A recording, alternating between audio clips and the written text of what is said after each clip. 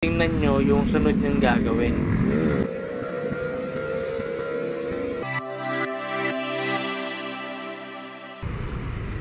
Kalye Serye Day 1. What's up mga ka-Endeavor? So sisimulan natin ngayon na kunan lahat ng mga pangyayari sa kalye.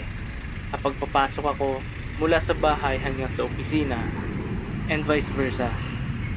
Kasi sabi ko nga sa una kong vlog, 1 year na din ako mula nung maging isang motorista.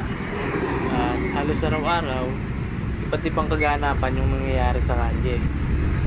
May nakakainis, nakakagalit, nakakaba, tapos may nakakatakot pa.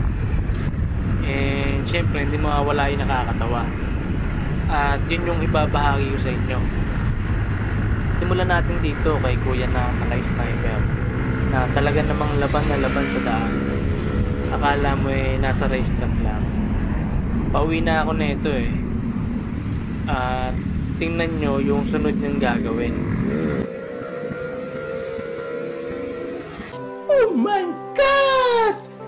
Wow! Ang galing, di ba? Sa totoo lang napahanga niya naman ako. Pero mas mapapahanga niya ako kung sa tamang lugar na lang sana. Kuya, kung makakaabot sa itong video na to, hinay-hinay lang sana sa pagbomba sa susunod. Kasi nasa national road po tayo. Siyempre, kailangan nating mag-iingat kasi hindi lang naman tayo yung nasa kalye.